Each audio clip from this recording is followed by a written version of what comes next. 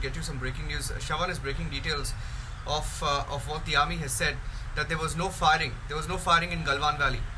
This is breaking news coming in. Let me go across, to Shravan if he's live with us. I don't know whether Shravan is connected, but let me see. He was in the frame. Shravan, can you hear me? Shravan, can you hear me? Okay, Shravan is live. Army confirming to you, Shravan, that there was no firing and that it was a clash with clubs and stones. Well, yeah, physical scuffle. Yeah, little more than physical scuffle. Is that what you're hearing? Yeah. Well, a confirmation now coming in, Niranjan, that as far as the incident is concerned, no firing actually took place. We still at this point in time do not know whether there have been any casualties on the Chinese side. So we're not going to speculate unless there is an official confirmation really coming in from the Indian Army. So all our viewers who are basically tuning in right now, Niranjan, let me just keep them up to date with regards to what we know, and this is what we have been told by the Indian Army. An official amended statement has also been issued by the Indian Army. This is with regards to what really transpired in Galwan Valley. Let me just once again quote what the Indian Army in the amended statement had to say. During the de-escalation process underway in the Galwan Valley, a violent face-off took place yesterday night with casualties on both sides. The loss of lives on the Indian side includes an officer and 2 soldiers. Senior military officials of the 2 sides are currently meeting at the venue to defuse the situation. Beyond this, what we do know is that there has been no firing. That's what top sources within the Indian Army has now confirmed to Republic TV. And as far as casualties of the Chinese side, viewers, we still do not know. That's the process is still underway in order to get more details, because as we speak right now, senior military officials of both sides are meeting. They are at this venue trying to defuse the situation. But yes, Niranjan, there's been no firing. There was a clash. Perhaps it does appear at this point in time that this was a physical clash using of stones and clubs is what we are being told right now with regards to how the incident essentially spiraled out of hand. So currently, top-level military officers are now on the ground trying to defuse the situation. So just to put this into perspective, Niranjan, where exactly this actually took place from the Karakoram Pass. If you look at the map, we'll try and put across a map also for a better understanding for our viewers where the incident actually took place. So you're looking at 2 very important points. One is Pangyang Tso and the other is the Galwan Valley.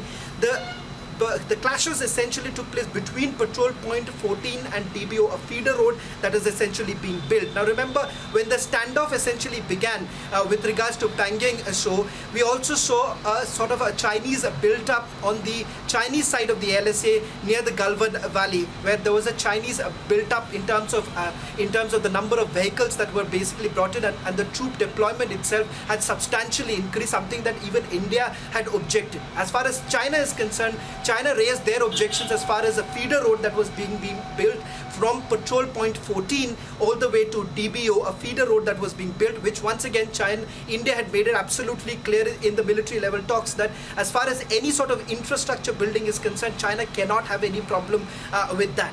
Now, in the military level talks that have already taken place so far, just a quick recap. It all started with the first military level talk, one would say unprecedented, when you've had the Corps Commander, 14 Corps Commander actually going and meeting his counterpart on the Chinese side in Moldo. The meeting basically continued for almost 12 hours, and thereafter there have been multiple other meetings that took place, brigadier level talks that have taken place, and diplomatically also both the countries have engaged so far.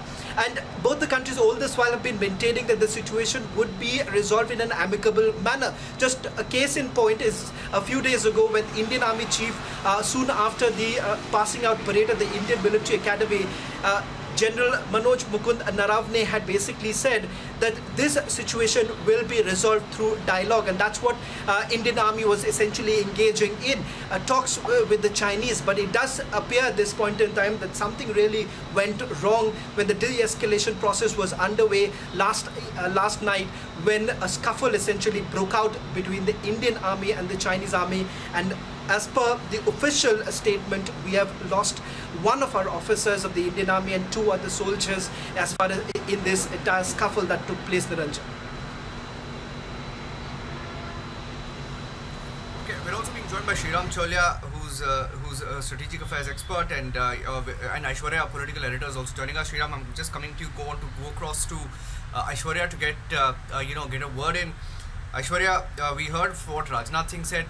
We've heard the different statements coming from the government. Are we expecting the government or anybody, to go on record on what has happened? The army speaking at 2 o'clock. Anything more than that expected today? Well, the communication line has already been accepted. That is what we are being told, and now when basically Niranjan, one thing has been cleared, that no firing has happened, but at the same point we have lost three of our soldiers. We are being told that the MEA is in touch with their Chinese counterparts and also with the Chinese ambassador to India in this regard.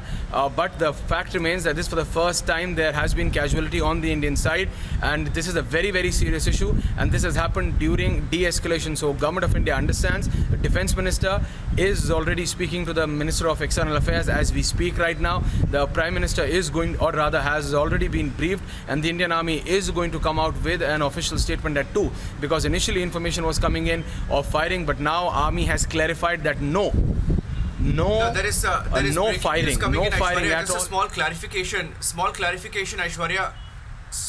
Small clarification. There is no news conference that is planned. Only a detailed statement later in the afternoon. There is another confirmation that we're getting now that there is no news conference. I repeat, no news conference by the army planned. I repeat, we were told, or rather we broke some time back, we received information that 2 o'clock there would be a news conference by the army. I repeat, there is no news conference, there is no news briefing planned, no presser by army planned. That's a breaking news update that Abhishek is getting us, and Shravan is also confirming. Only a detailed statement later in the afternoon.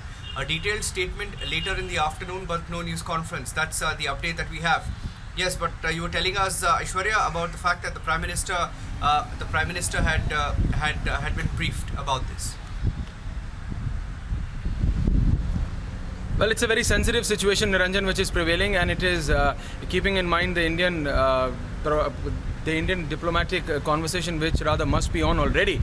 But the Government of India and then the MEA is only going to come out with an official statement later in the evening. But then what is happening right now is that the Defence Minister has been briefed. Defence Minister will be briefing the Prime Minister in this regard. And what has happened is that it's a scuffle.